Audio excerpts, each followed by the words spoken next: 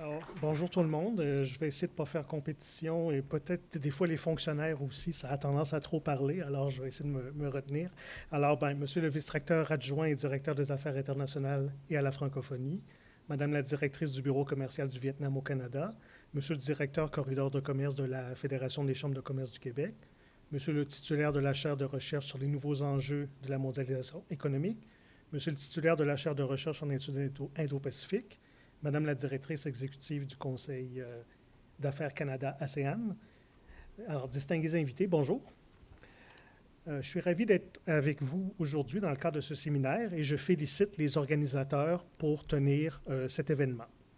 Ce séminaire est l'occasion de rappeler les liens gouvernementaux entre le Québec et ses partenaires en Indo-Pacifique, qui ont notamment débuté il y a 50 ans cette année, 1973 marquant l'ouverture d'une première représentation québécoise dans la région au Japon. Le Québec a depuis étendu sa présence en Corée, en Chine, en Inde et compte maintenant 9 représentations, la dernière en liste étant le Bureau du Québec à Singapour, ouvert en 2018 afin de couvrir l'Asie du Sud-Est. Et très tôt dans son actuel mandat, la ministre des Relations internationales et de la francophonie, Mme Martine Biron, a effectué en février dernier une première mission en Indo-Pacifique qu'il a entre autres menée à Singapour, mais aussi à Jakarta pour prendre part au Forum d'affaires et d'investissement du CABC. Et l'inauguration à Montréal en décembre dernier du bureau canadien de cette organisation est un signe que les liens avec l'Asie du Sud-Est sont en expansion. Et on l'a vu tout récemment dans l'actualité, l'ASEAN a fait tout récemment du Canada son plus récent partenaire stratégique et nous sommes convaincus de la nécessité donc de prendre part à ce mouvement et d'accroître notre présence et nos actions. Depuis 5 ans, le PTPGP a permis le renforcement des liens commerciaux entre les entreprises québécoises et asiatiques.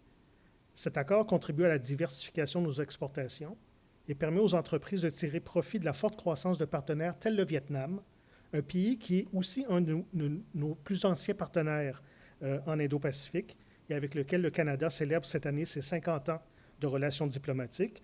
Et d'ailleurs, le Bureau commercial du Vietnam au Canada souligne aussi son 30e anniversaire. Je l'en félicite.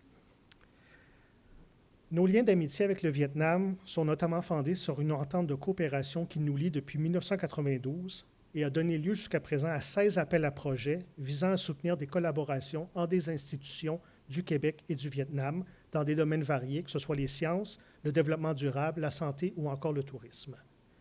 Le Québec et le Vietnam sont tous deux membres fondateurs de l'Organisation internationale de la francophonie et des entreprises québécoises ont pris part à la première mission économique et commerciale de l'OIF qui s'est tenue au Vietnam et au Cambodge en mars de l'année dernière.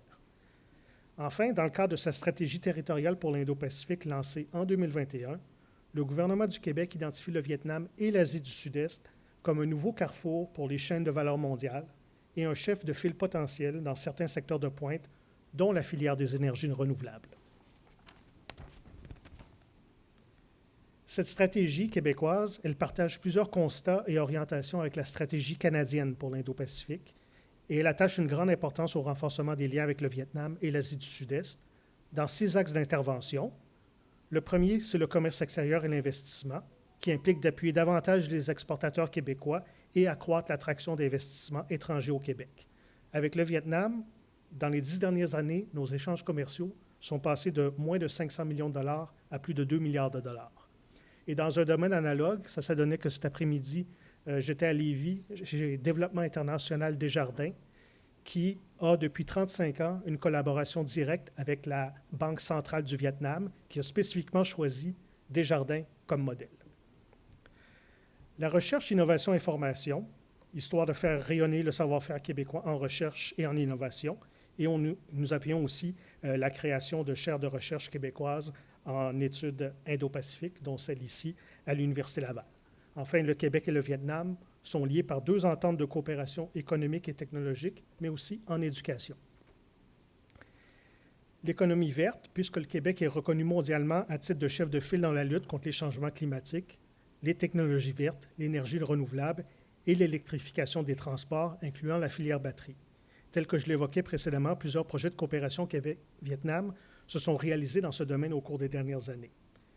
Il y a l'attraction de talents et le recrutement d'une main-d'œuvre compétente afin de répondre aux besoins des entreprises. On encourage la mobilité vers le Québec des travailleurs, en priorité francophones et francotropes. La culture, nous allons spécialement renforcer nos liens avec les distributeurs et producteurs et mettre en valeur le Québec comme lieu de production. Depuis 2020, l'Université nationale du Vietnam accueille en son sein l'Espace Québec, qui a organisé diverses activités à caractère culturel visant à faire mieux connaître le Québec. Enfin, le dernier axe, c'est celui de la jeunesse pour favoriser davantage d'occasions de stages et de bénévolat dans la région. Pour conclure, je remercie la chaire Némé de l'Université Laval qui nous accueille aujourd'hui. Elle est un partenaire important et privilégié de partage du savoir entre experts, juristes, diplomates et étudiants dans les domaines de la négociation et des accords commerciaux.